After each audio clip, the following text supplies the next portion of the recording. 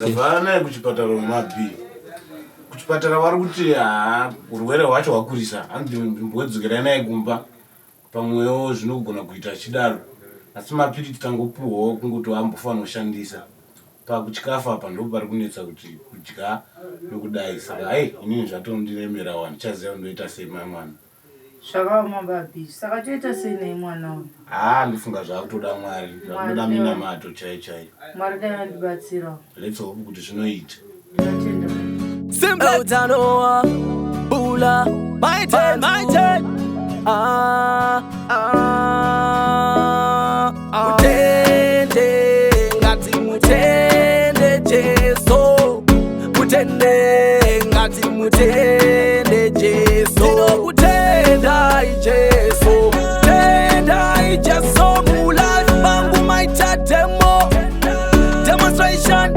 right now and the chinas with jemo na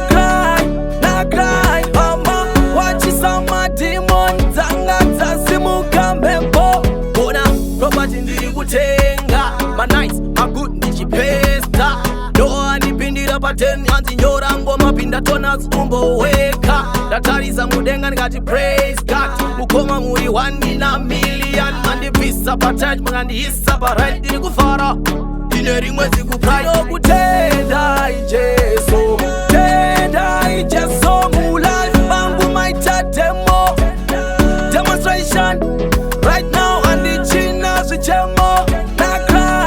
na cry mama watch some demon zanga zasimuka mbepo ndave kumira ndakatsika pa Christ praising God life ichita mfesu wangu rega ndikutipira God is the best in a life imboita low lemabizika down umboitawo shipping God unonamo makomborere hobo achiuyaro telling you I'm glad imboitawo Ndinokutendai Jesu tendai Jesu mu life bangu my demo demonstration right now and the chinas with jemo na cry mama watch some demon zanga zasimuka mbepo bona property ndiri kutenga my nice my good ndichipesta doa ndipindira pa 10 hanzi nyora ngoma pinda tona zumboweka ndatarisa mudenga ndikati praise God mukoma muri 1 in a million mandipisa pa charge mangandihisa pa right ndiri kufara ine rimwe Ndinokutendai Jesu tendai Jesu mu life bangu my demo demonstration right now and the chinas with jemo